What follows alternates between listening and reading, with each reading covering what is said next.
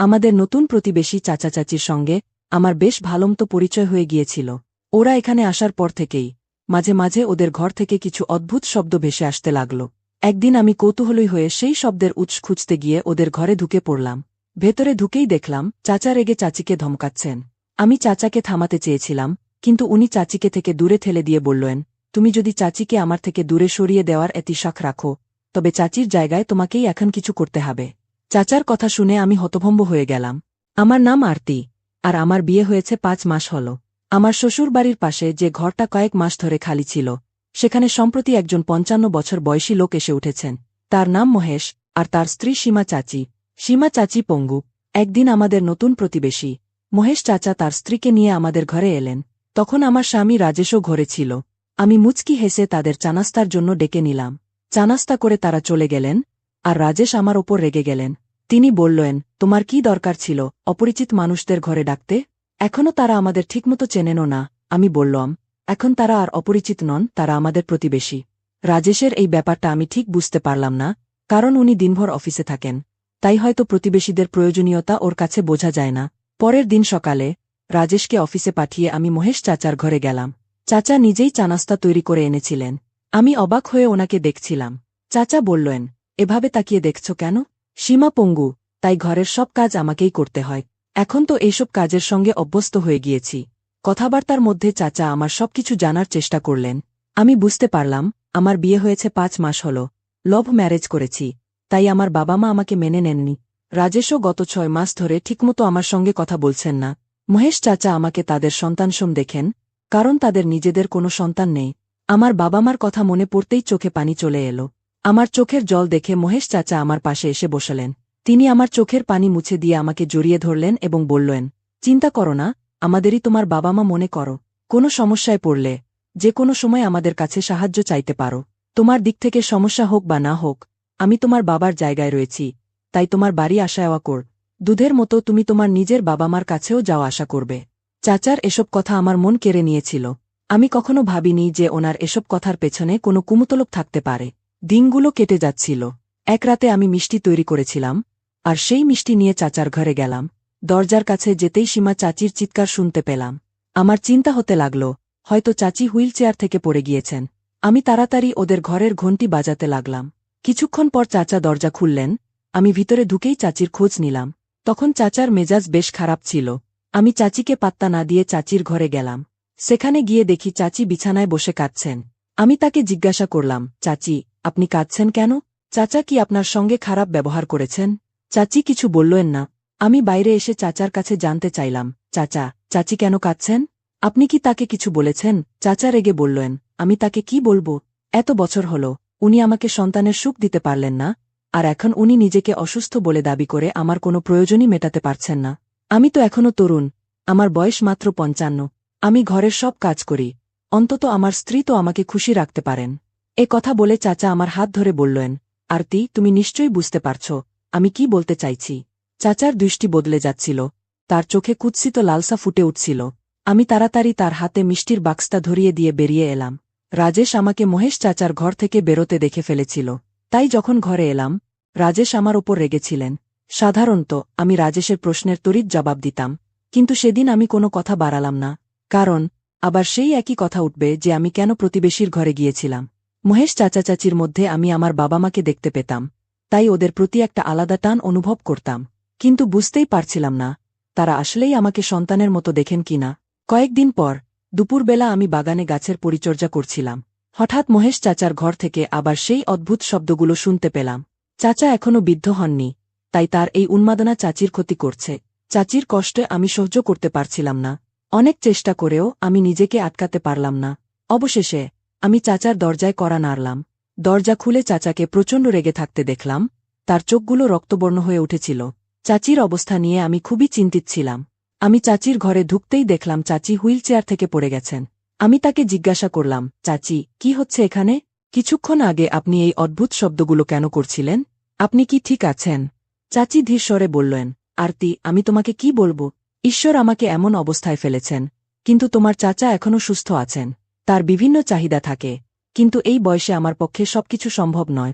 আমার পঙ্গুত্ব আমাকে স্বাভাবিকভাবে চলাফেরা করতে দেয় না, আমি কিভাবে তোমার চাচাকে খুশি রাখব? কেউ ওনাকে বোঝাতে পারবে না। আমি বললাম, চাচি, আমি চাচার সঙ্গে কথা বলব। কিন্তু চাচি বললেন, তোমার চাচা কোনো কথা শুনবেন না, তুমি তার সঙ্গে কথা বলো না। চাচি আমাকে চাচার সঙ্গে কথা বলতে বারণ করলেন, কিন্তু আমি তার কথা মানলাম না এবং চাচার সঙ্গে কথা বলার সিদ্ধান্ত নিলাম। চাচা তখন হলঘরে বসেছিলেন। আমি ওনাকে দেখে উনি কিচেনের দিকে পানি আনতে যেতে চাইলেন। আমি বললাম, চাচা, আমার পানির প্রয়োজন নেই, আমার আপনার সঙ্গে কথা বলতে হবে। চাচা বললেন, আরতি, কথা হবে, কিন্তু তুমি আগে বসো, আমি পানি নিয়ে আসি।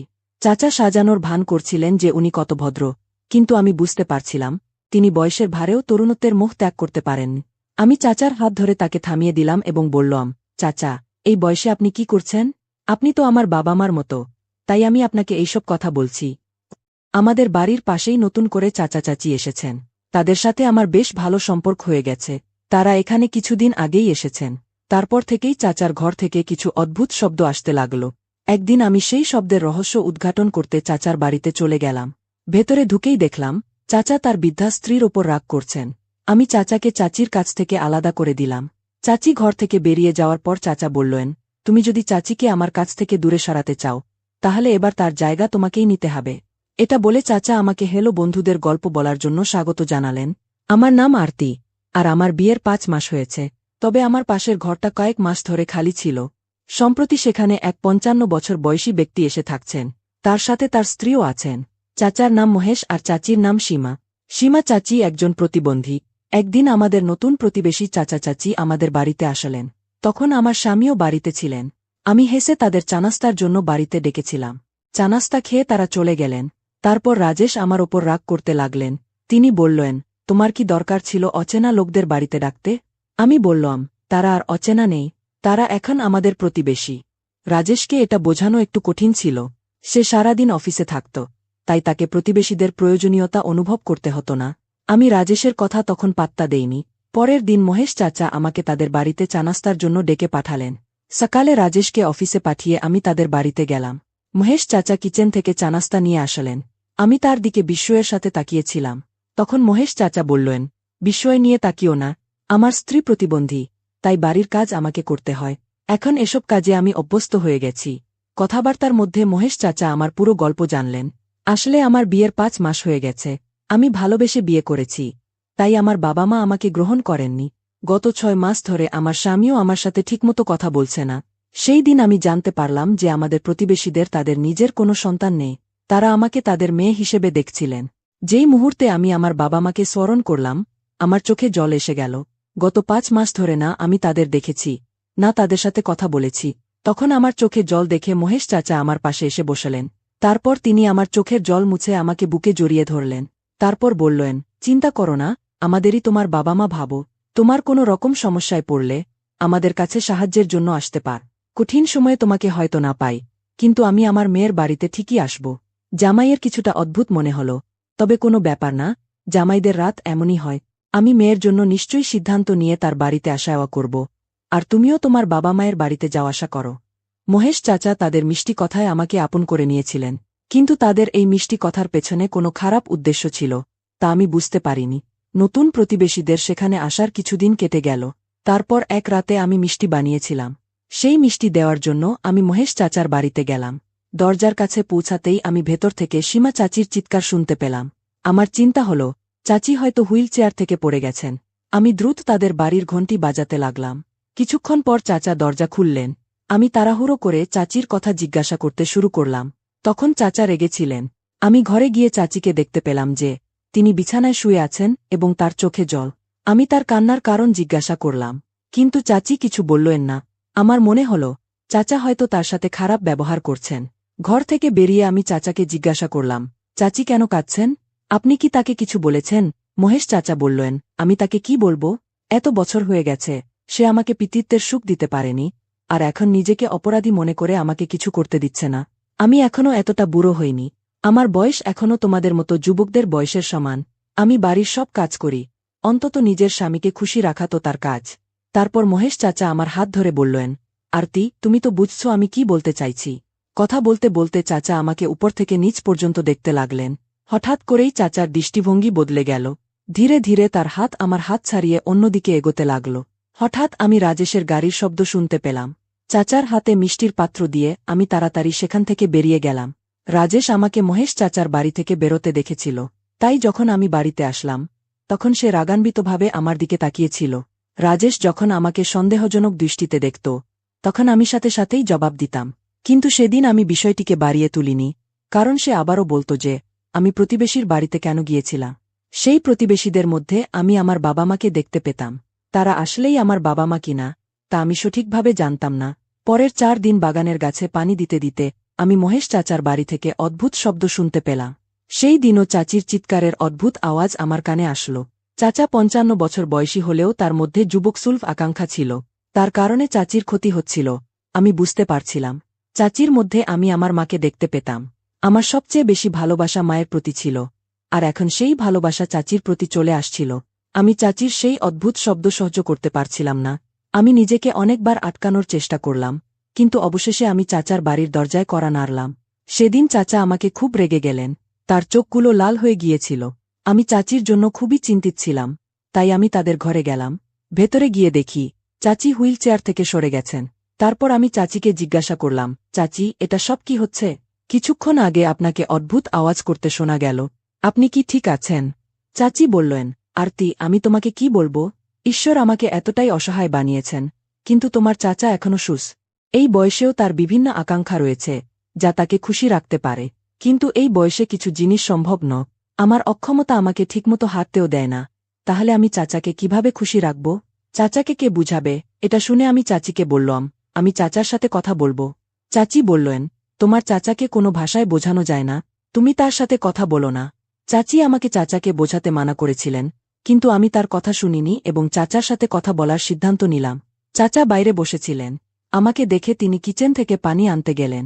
তখন আমি বললাম, চাচা, আমাকে পানি লাগবে না, আমাকে আপনার সাথে কথা বলতে হবে। চাচা বললেন, আরতি, কথাবার্তা চলতে থাকবে, আগে বসো, আমি পানি নিয়ে আসছি।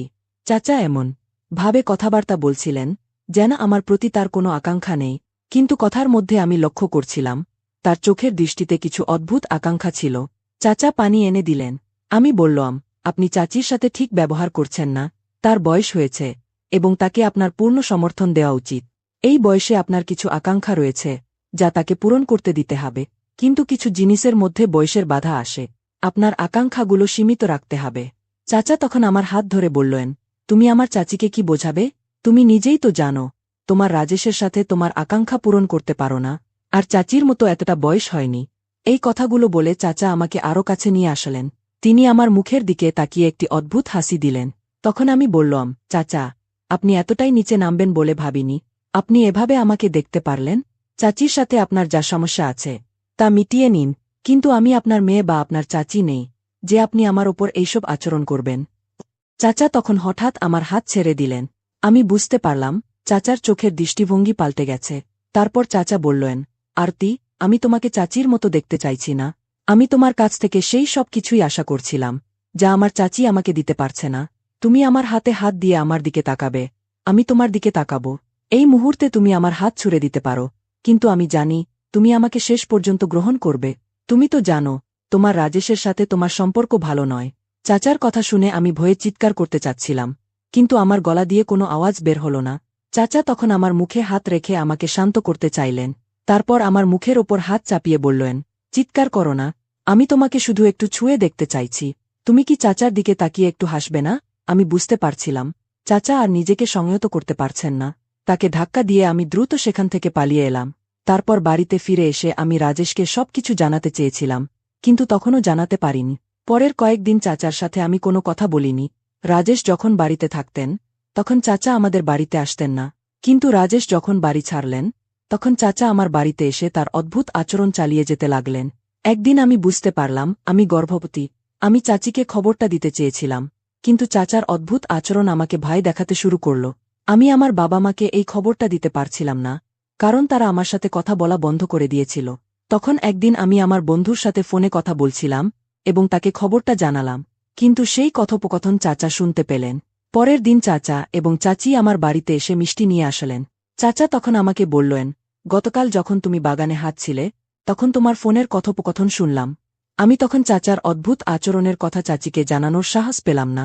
চাচি তাদের সম্পর্ক নিয়ে দুঃখিত ছিলেন, কিন্তু তখনও আমি তাদের সামনে কিছু বলতে পারছিলাম না। চাচা আবারও আমার সাথে কথা বলতে আসলেন, যখন আমি চাচির সাথে মিষ্টির কথা বলছিলাম। এভাবে সময় কাটছিল। একদিন চাচা আমার বাড়িতে এসে জোর করে আমাকে আলিঙ্গন করতে চেষ্টা করলেন। আমি তৎক্ষণাৎ তার হাত থেকে নিজেকে মুক্ত করলাম। তারপর তিনি আমাকে জিজ্ঞাসা করলেন, তুমি কি বুঝতে পারছ না আমি তোমাকে কতটা চাইছি? আমি তখন তাকে ঘর থেকে বের করে দিলাম। তবে সেই রাতেই চাচা আবার এসে আমাকে আবারও বিরক্ত করতে লাগলেন। তখন আমি বুঝতে পারলাম, আমি চাচাকে মাফ করেও ভুল করেছি। চাচার কথাগুলো আমাকে অবাক করেছিল, কিন্তু তার আচরণ আমাকে আরও বেশি ভীত করেছিল। তিনি আমাকে মজাক করে বলেছিলেন, তুমি কি জানো এই সময় স্বামী স্ত্রীর মধ্যে কতটা ভালোবাসা থাকতে হয়? এরপর চাচা আমাকে আবারও বিরক্ত করতে শুরু করলেন। তিনি বলেছিলেন, যদি রাজেশ তোমাকে বিরক্ত করে, তাহলে তুমি আমাকে কল করতে পারো। আমি তোমার চাচা, আমি তোমার পাশেই আছি। চাচার এই কথাগুলো শুনে আমি ভয়ে জমে গিয়েছিলাম। রাজেশ বাড়িতে এসে আমাকে বলেন, কিছুদিনের জন্য তোমার মায়ের বাড়ি থেকে কাউকে নিয়ে আসো, বা একটি কাজের লোক নিয়ে আসো, কারণ আমাকে কিছুদিনের জন্য বাইরে যেতে হবে। রাজেশের পরামর্শ অনুযায়ী আমি একজন কাজের লোক নিয়েও চিন্তা করলাম, কিন্তু পরে তাকে আনলাম না। রাজেশ চলে যাওয়ার পর চাচা বাড়িতে এসে আমাকে বিরক্ত করতে লাগলেন। তারপর একদিন আমি আর সহ্য করতে না পেরে চাচাকে চর মেরে বাড়ি থেকে বের করে দিলাম। আমি তখন খুবই ভীত ছিলাম। বুঝতে পারছিলাম, চাচা আমাকে নিয়ে অদ্ভুত সব কিছু চিন্তা করছে। অবশেষে আমি হাসপাতালে এসে চোখ খুললাম, এবং সেখানে রাজেশের বদলে তার বন্ধু উপস্থিত ছিলেন। তিনি বললেন, ভাবি, আপনি একদম ভয় পাবেন না, আপনি সম্পূর্ণ নিরাপদ আছেন। আমি বললাম, মহেশ। চাচার এমন কথা শোনার পর আমার চোখ দিয়ে জল গড়িয়ে পড়তে লাগল। আমার কথা শুনে রাজেশের বন্ধু বললেন, ওই নালায়েক লোকটা আপনার সাথে জোর করার চেষ্টা করছিল, তবে আমি সময়মতো এসে আপনাকে তার হাত থেকে বাঁচিয়ে নিয়েছি। রাজেশ কিছুক্ষণের মধ্যেই এখানে পৌঁছে যাবে। কিছুক্ষণ পর রাজেশ হাসপাতালে এসে পৌঁছাল। আমাকে দেখে সে সাথে সাথেই আমাকে বুকে জড়িয়ে ধরল। এরপর রাজেশ বলল, আরতি, যদি আমি ঘরে গোপন ক্যামেরা না লাগাতাম, তাহলে হয়তো আমি আমার স্ত্রী এবং সম্পত্তি দুটোই হারিয়ে ফেলতাম। গোপন ক্যামেরার কথা শুনে আমি প্রশ্নসূচক দৃষ্টিতে রাজেশের দিকে তাকালাম। তখন রাজেশ বলল, বাড়ি ছাড়ার আগে আমি ঘরের প্রতিটি কোণে গোপন ক্যামেরা লাগিয়ে রেখেছিলাম, কারণ আমি তোমার ওই প্রতিবেশীর উপর একটুও বিশ্বাস করতে পারছিলাম না। কয়েক মাস ধরে তুমি তোমার বাবা মায়ের থেকে দূরে ছিলে, তাই তাদের মধ্যে তুমি তোমার বাবা মাকে দেখতে পাচ্ছিলে, কিন্তু তাদের মনে যে কি ষড়যন্ত্র চলছিল তা তোমার ধারণায়ও ছিল না। আমি অনেকবার তোমাকে বোঝানোর চেষ্টা করেছি, কিন্তু তুমি আমার কথা শুনতে চাওনি। আমিও তোমার সামনে বেশ কিছু বলতে পারছিলাম না, তাই শেষমেশ আমি ঘরে গোপন ক্যামেরা লাগিয়ে দিলাম। ঠিক সেই মুহূর্তে যখন সেই নালায়েক লোকটা তোমার সঙ্গে জোরাজুরি করছিল, আমি সেই দৃশ্যটা আমার ল্যাপটপে দেখেছিলাম। এটা দেখে আমি তৎক্ষণাৎ আমার বন্ধুকে বাড়িতে পাঠাই। আমি বিজয়কে বাড়ির দ্বিতীয় চাবিটা দিয়ে রেখেছিলাম। ঠিক সময়মতো এসে বিজয় তোমাকে সেই পাখিটার হাত থেকে বাঁচিয়ে নিয়েছে। মহেশ এবং সীমা দুজনেই ধোঁকাবাজ। সীমা আসলে পঙ্গু নয়, দুজনেই পেশাদার চোর। তুমি তাদের মিষ্টি কথায় ফেঁসে গিয়েছিলে। আমি ওদের দুজনকেই পুলিশের হাতে সোপর্দ করেছি। তারা চুরির কাজে বেশ পারদর্শী, তাই তারা সবকিছু খুব নিপুণভাবে করছিল। তুমি তাদের মিষ্টি কথায় মুগ্ধ হয়েছিলে, তবে আমার স্বামীর বুদ্ধিমত্তার জন্য সেদিন আমার সম্মানও রক্ষা পেল, এবং আমাদের সম্পত্তিও রক্ষা পেল। চুরির উদ্দেশ্যেই তারা আমাদের বাড়িতে এসেছিল। তাদের আসল জায়গা জেলখানা। মানুষ অনুভূতিপ্রবণ, এটা ঠিক, কিন্তু আবেগে ভেসে গিয়ে কাউকে ঘরের সব কথা জানিয়ে দেওয়া একেবারেই ঠিক নয়। এই যুগে কাউকে বিশ্বাস করাটা খুবই কঠিন। তাই আজকের এই কলিযুগে কারও উপরও পুরোপুরি বিশ্বাস করা উচিত নয়। তো বন্ধুরা, যদি ভিডিওটি ভালো লেগে থাকে, তাহলে চ্যানেলটি সাবস্ক্রাইব করতে ভুলবেন না। আমার মেয়ে ছিল অপূর্ব সুন্দরী, আর এই কারণেই আমি সবসময় তার নিয়ে দুশ্চিন্তায় থাকতাম। আমার স্বামী, যে কিনা ওর সৎ বাবা, ওর প্রতি অস্বাভাবিক দৃষ্টি দিত। আমি সারাক্ষণ ভয়ে থাকতাম, যদি কোনোদিন সুযোগ পেয়ে সে আমার মেয়ের ক্ষতি করে ফেলে। সেই সময় আমার মেয়ে প্রতিদিন আমাকে এক ধরনের ওষুধ খাইয়ে দিত, যা খাওয়ার পর আমি গভীর ঘুমে আচ্ছন্ন হয়ে যেতাম। যখন ঘুম ভাঙত, আমার শরীরের প্রতিটি অংশ ব্যথায় অবশ হয়ে থাকত, ঠিকমতো হাঁটতেও পারতাম না। কিন্তু আমি লক্ষ্য করলাম, প্রতিদিন সকালে আমার মেয়ে কেমন যেন ক্লান্ত ভঙ্গিতে হাঁটে। এতে আমার সন্দেহ দানা বাঁধতে শুরু করল। এক রাতে আমি ওষুধ খাওয়ার ভান করলাম এবং ঘুমানোর অভিনয় করে শুয়ে পড়লাম। রাত যখন মাঝামাঝি, তখন দেখলাম আমার মেয়ে চুপচাপ তার সৎ বাবার ঘরে গেল এবং ভেতর থেকে দরজা বন্ধ করে দিল। আমি অল্প বয়সেই বিধবা হয়ে গিয়েছিলাম। এটা আমার জীবনের সবচেয়ে বড় দুঃখ ছিল। বিয়ের 7 বছর পর আমার স্বামী হার্ট অ্যাটাকে মারা যান। স্বামীর মৃত্যুর পর শ্বশুরবাড়ির লোকেরা আমাকে বলল, অমঙ্গলজনক মেয়ের এ বাড়িতে থাকার কোনো অধিকার নেই, তারা আমাকে বাড়ি থেকে বের করে দিল। আমি কাঁদতে কাঁদতে বললাম, আপনারা যদি আমাকে গ্রহণ নাই করেন, অন্তত আমার মেয়েকে তো মেনে নিন। আপনারা তো জানেন সঞ্জনা আর অমিত একে অপরের প্রাণ ছিল, কিন্তু তারা হয়তো ভুলে গিয়েছিল উপরওয়ালা সব দেখছেন এবং একদিন তাদের কাছ থেকে এর জবাবদিহি চাইবেন। আমি কাঁদতে কাঁদতে হাত জোট করে মিনতি করলাম, কিন্তু তারা আমার কথায় কান দিল না। বরং সঞ্জনাকে আমার হাতে তুলে দিয়ে আমাকে জোর করে ঘর থেকে বের করে দিল। আমার আর কোনো উপায় ছিল না। বাধ্য হয়ে আমি বাবার বাড়ি ফিরে এলাম। আমার 4 ভাই ছিল, তাদের স্ত্রী সন্তানও ছিল। বাবা তখন অনেক বৃদ্ধ, আর মা বহু আগেই মারা গিয়েছিলেন। বাবা আমাকে সাদরে গ্রহণ করলেও ভাইদের মধ্যে অস্বস্তি দেখা দিল। তাদের ধারণা, বোন বাড়িতে ফিরে এসেছে মানে এখন থেকে তার খরচও আমাদেরই বহন করতে হবে। তারা আমার সঙ্গে দূরত্ব বজায় রাখতে লাগল। তখন বাবা বললেন, আমার মেয়ের দায়িত্ব আমার। আমি প্রতি মাসে পেনশন পাই, তাই তোমাদের দুশ্চিন্তার কিছু নেই। আমি আমার মেয়ে আর নাতনির দেখাশোনা করতে পারব। বাবার কথা শুনে ভাইয়েরা কিছুটা নরম হলেও ভাবিদের মনোভাব পরিবর্তন হল না। তারা বলতে লাগল, সঞ্জনা এসেছে মানে আরেকজন খাওয়ার মানুষ বাড়ল। আমাদের বাড়িতেই তো জায়গার অভাব। বাবা বললেন, আমার মেয়ে আমার ঘরেই থাকতে পারবে।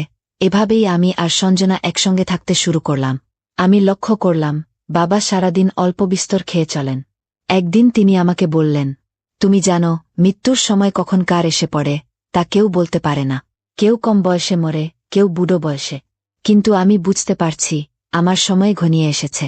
তাই আমি চাই তোমাকে বিয়ে দিয়ে নিশ্চিন্ত হতে। বাবার কথা শুনে আমি আতঙ্কিত হয়ে বললাম, এটা অসম্ভব। আমি আরেকবার বিয়ে করতে পারব না। বাবা বললেন, ঠিক আছে, তাহলে বিয়ে করো না। কিন্তু তোমার মেয়েকে এভাবেই অবহেলা আর কষ্টের মধ্যে ফেলে রাখো। তুমি কি দেখতে পাচ্ছ না তোমার ভাইয়েরা ওর সঙ্গে কেমন ব্যবহার করে? এই পরিবেশে থাকলে ওর সম্মান শেষ হয়ে যাবে। সে কোনোদিন আত্মমর্যাদার সঙ্গে বাঁচতে পারবে না। বাবার কথা শুনে আমি কান্নায় ভেঙে পড়লাম।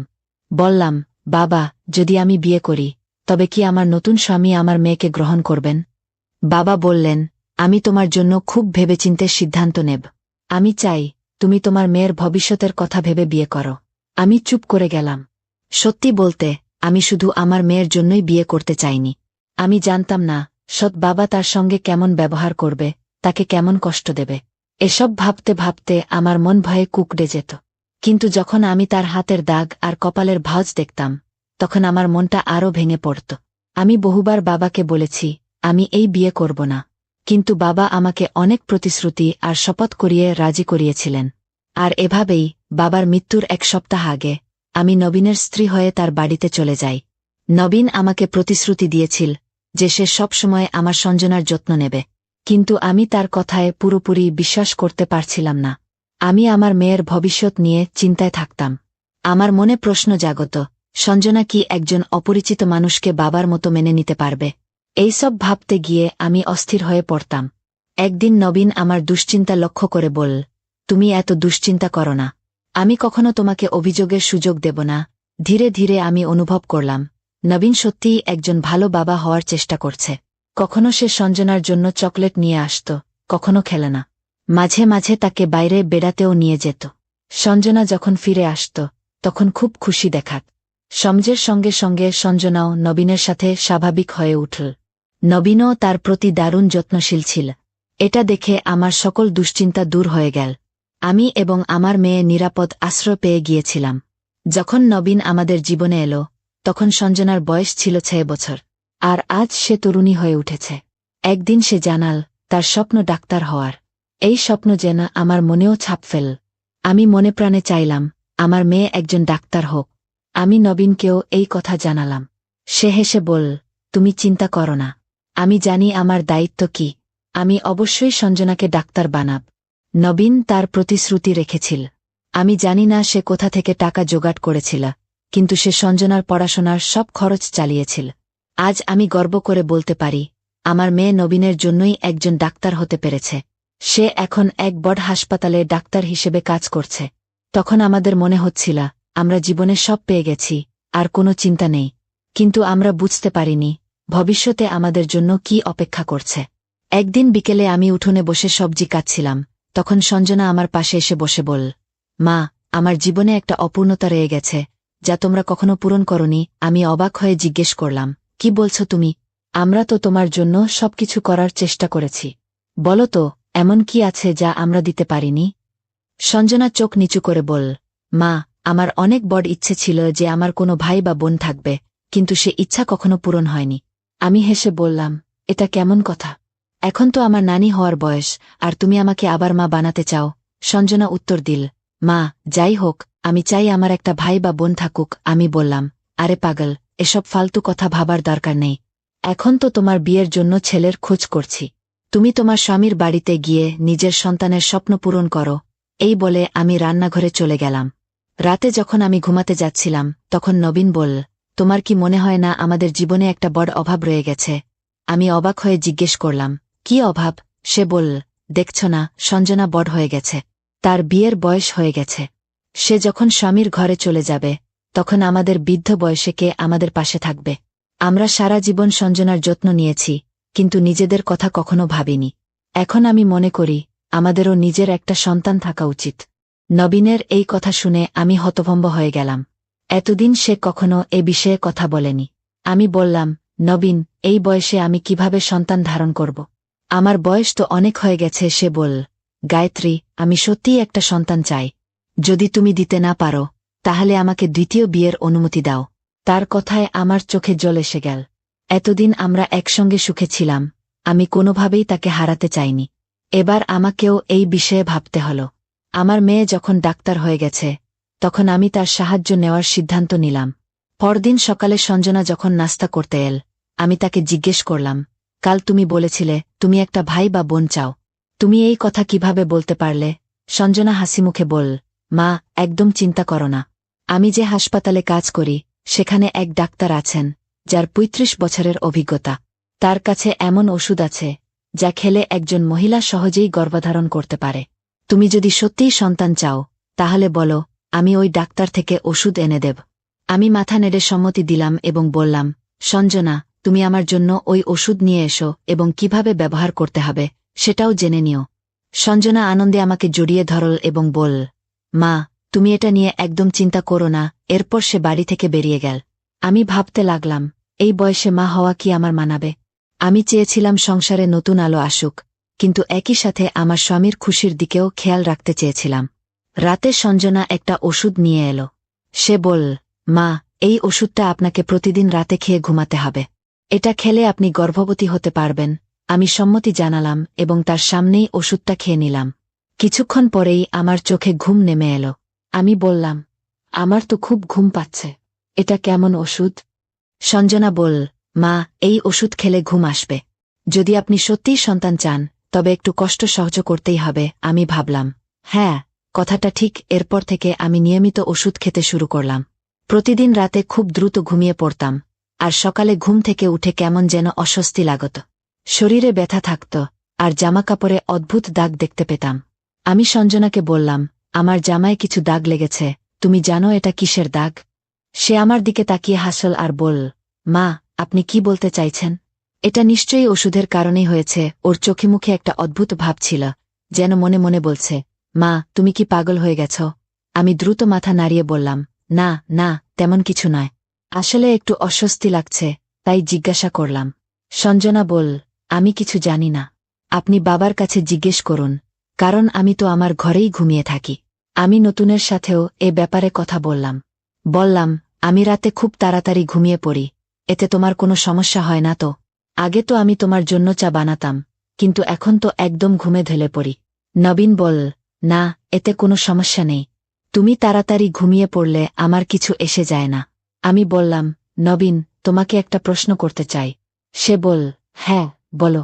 আমি বললাম, সকালে যখন ঘুম থেকে উঠি, দেখি আমার জামাকাপড়ে কিছু দাগ লেগে আছে। তুমি জানো এটা কিসের দাগ? নবীন বলল, গায়ত্রী, তুমি ঘুমিয়ে পড়ার পর আমি মাত্র 15 মিনিট পরেই ঘুমিয়ে পড়ি। তাই আমি কিছুই জানি না। তোমার জামায় কিসের দাগ, সেটা আমার জানা নেই।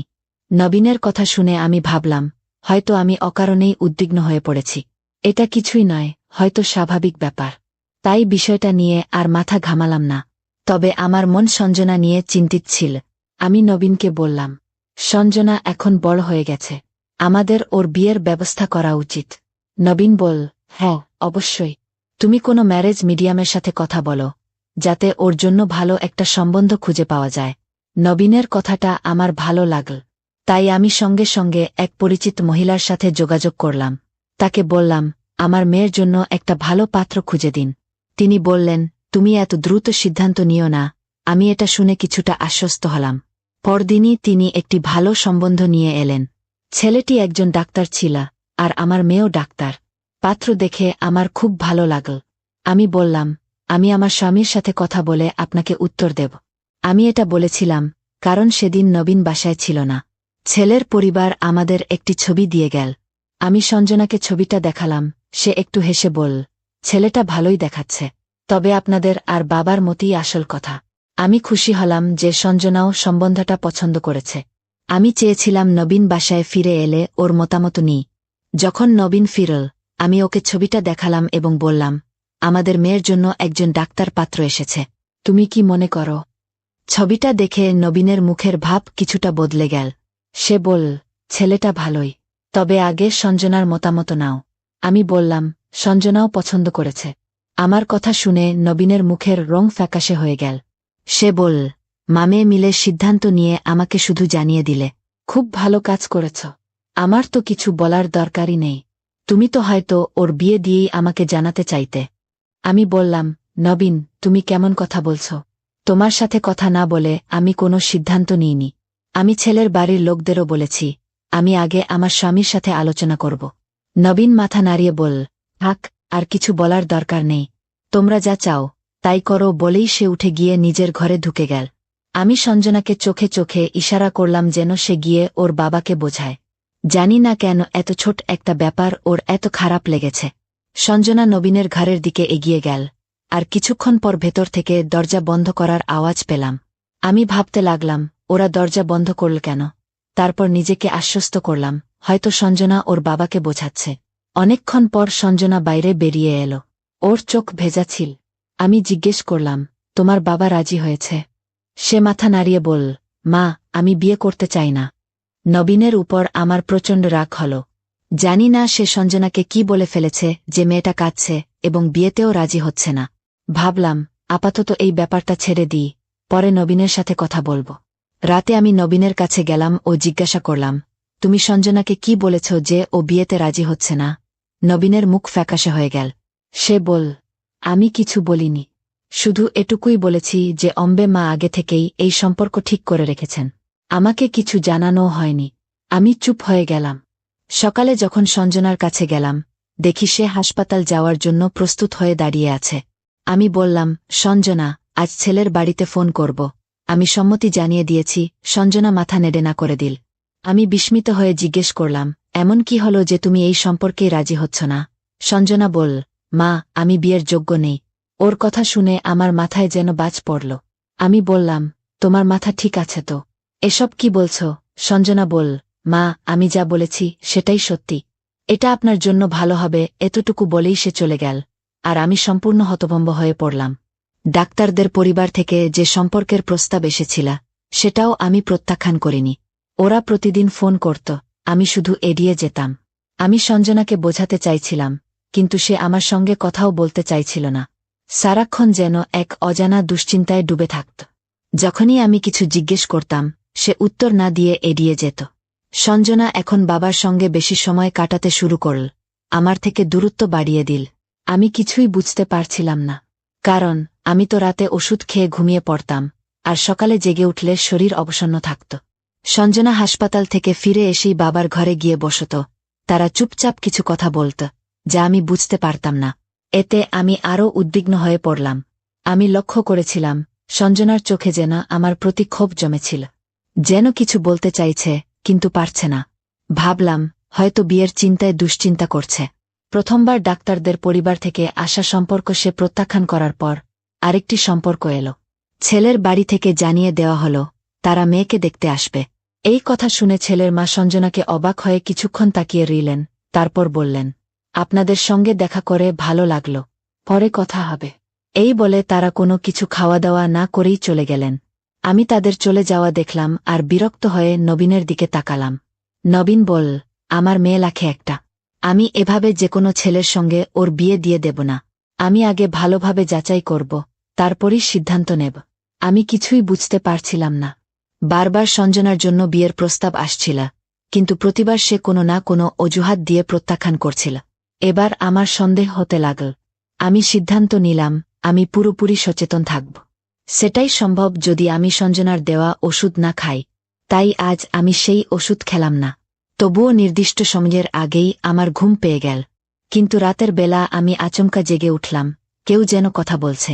শোনার চেষ্টা করলাম, এটা অন্য কারো নয়, বরং নবীনের কণ্ঠস্বর। সে বলছিল, আমি তোমাকে অসম্ভব ভালোবাসি। তোমাকে পাওয়ার জন্য আমি অনেক কিছু করেছি, যা তুমি কল্পনাও করতে পারবে না। আমি একজন বিধবার সঙ্গে বিয়ে করেছিলাম, কিন্তু এতে আমি কিছুই পাইনি, না সন্তান, না শান্তি। আমার জীবন একঘেয়ে হয়ে যেত, যদি না জানতে পারতাম যে তুমি এত সুন্দর। এই কথাগুলো শুনে আমার শরীর শিউরে উঠল। আমার স্বামী নবীনকার প্রতি এই ভালোবাসার কথা বলছে। ঘর একেবারে অন্ধকার ছিল, তাই কিছুই দেখতে পাচ্ছিলাম না। আমি সাহস করে উঠে এসে ঘরের সুইচ অন করলাম।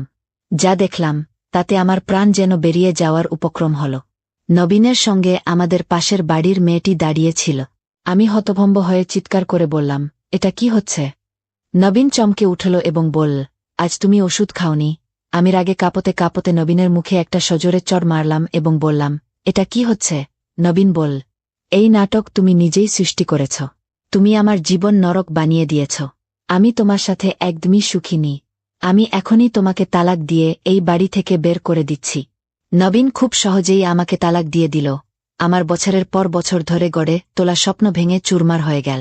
আমি বিধ্বস্ত অবস্থায় সঞ্জনার ঘরে গেলাম এবং বললাম, সঞ্জনা, চলো, তোমার বাবা আমাকে তালাক দিয়ে দিয়েছে, আমাদের এখান থেকে চলে যেতে হবে। সঞ্জনা বলল, আমি তোমার সাথে কোথাও যাব না। এ কথা শুনে আমি হতভম্ব হয়ে গেলাম এবং বললাম, তুমি কি তোমার মাকে ছেড়ে দিচ্ছ? সঞ্জনা বলল, তোমার মতো একজন নারীকে মা বলতে আমার লজ্জা লাগে।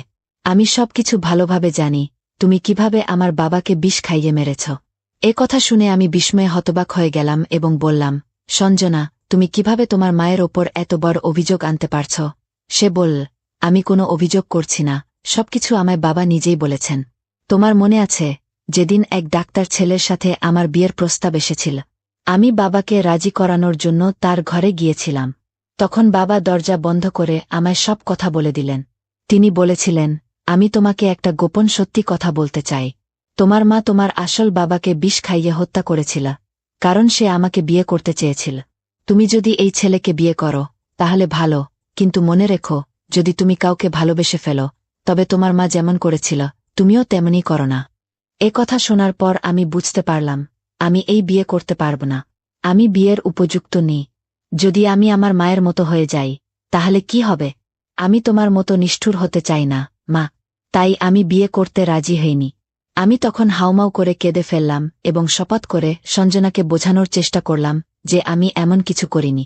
আমি তো নবীনকেও চিনতাম না। আমার বাবাই আমার বিয়ে ঠিক করেছিলেন এবং তিনিই আমার বিয়ে দিয়েছিলেন। তোমার বাবার মৃত্যুর পর আমি আমার ভাইদের বাড়িতে চলে আসি। সেখানে গিয়ে দেখি, আমার ভাবিরা আমাকে তিরস্কার করছে। তারা বলছিল, এখন আবার কি চাও? আমাদের সব সম্পত্তি তো আগেই নিয়ে গেছ। আমি বিস্ময়ে বললাম, আপনি কি বলছেন, ভাবি? তখন তিনি বললেন, অভিনয় করতে হবে না, আমরা সব জানি। যখন তোমার বাবা তোমার বিয়ে নবীনের সাথে ঠিক করেছিলেন, তখনই তিনি তার অর্ধেক সম্পত্তি নবীনের নামে লিখে দিয়েছিলেন। এবার আমি পুরো ব্যাপারটা বুঝতে পারলাম। নবীন হয়তো আমাকে বিয়ে করেছিল শুধুমাত্র আমার বাবার দেওয়া সম্পত্তির লোভে। আমার বাবার টাকাতেই সে সঞ্জনাকে পড়াশোনা করিয়েছে। সঞ্জনা আরও জানাল যে ওষুধ আমি প্রতিদিন রাতে খেতাম, সেটা শুধু ডাক্তার থেকেই আনা হয়নি, বরং নবীনই সঞ্জনাকে দিয়ে তা আনিয়েছিল। সে বলেছিল, তোমার মা তোমাকে নিয়ে এসেছে, তাই সে আমার সন্তান জন্ম দিতে পারেনি। এ কথা শুনে সঞ্জনার মন ভেঙে গিয়েছিল। নবীন সঞ্জনার মন বিষিয়ে দিয়ে নিজের স্বার্থ হাসিল করতে চেয়েছিল। পুরো পরিকল্পনাটাই ছিল নবীনের। সে ইতিমধ্যে পাড়ার এক তরুণীর সাথে বিয়ে করেছে। আমাকে অপরাধী সাজিয়ে ওষুধ খাইয়ে অসুস্থ করতে চেয়েছিল, যাতে আমি দ্রুত দুর্বল হয়ে পড়ি, আর সে নির্ভয়ে তার নতুন জীবন ঘোষণা করতে পারে। সে চেয়েছিল সঞ্জনা বিয়ে না করুক, যাতে সে সংসারে থেকে উপার্জন করতে পারে, আর নবীন বসে বসে খেতে পারে। এখন আমি আর সঞ্জনা তার এই সত্যিটা জেনে গেছি। আমরা আমাদের সম্পত্তি ফিরে পেয়েছি এবং নিজেদের জন্য এক নতুন জীবন শুরু করেছি। সময় মানুষকে অনেক কিছু শেখায়। তাই যদি তুমি কাউকে যাচাই করতে চাও, তবে কিছুটা বিশ্বাস করো, কয়েক দিনের মধ্যেই তার আসল চেহারা তোমার সামনে ফুটে উঠবে। বন্ধুরা, এই ছিল আজকের গল্প। তোমাদের কেমন লাগলো তা কমেন্টে জানাও। গল্পটি ভালো লাগলে লাইক করো, চ্যানেলটি সাবস্ক্রাইব করো এবং নতুন ভিডিওর আপডেট পেতে বেল আইকনটি অন করো।